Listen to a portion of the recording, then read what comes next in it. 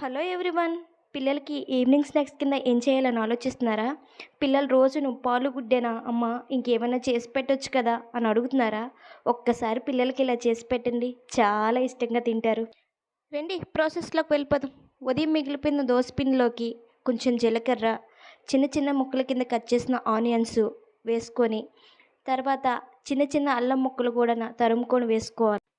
అలాగే ఒక క్యారెట్ తీసుకొని తొక్క తీసుకొని తురుముకొని వేసుకోవాలి. అలాగే పిల్లలు పచ్చిమిరపకాయలు ఘాటు ఎక్కువ తినరు కదండీ! రెండే 2 పచ్చిమిరపకాయలు చిన్న చిన్న ముక్కల కింద కట్ చేసుకొని వేసుకోవాలి.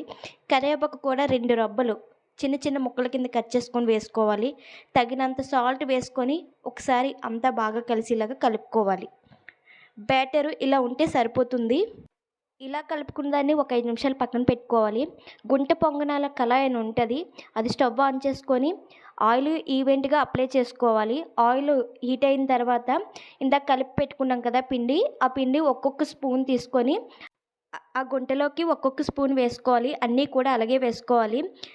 ఒక 5 నిమిషాలకి ఆయిల్ అప్లై చేసుకోవాలి. ఒక 5 నిమిషాల తర్వాత రిటర్న్ తిప్పేసుకోవడమేనండి. అన్నీ కూడా అలాగే ఈవెంట్‌గా తిప్పేసుకోవాలి. ఈ ప్రాసెస్ అంతా మీడియం ఫ్లేమ్‌లోనే జరగాలండి. ఎందుకంటే హై ఫ్లేమ్‌లో పెట్టేస్తే మాడిపోతుంటాయి. అంతేనండి. ఎంతో సింపుల్‌గా గుంట పొంగనాలు రెడీ అండి. పిల్లలకి చేసి పెడితే మాత్రం పిల్లలు నిజంగా చాలా ఇష్టంగా తింటారు.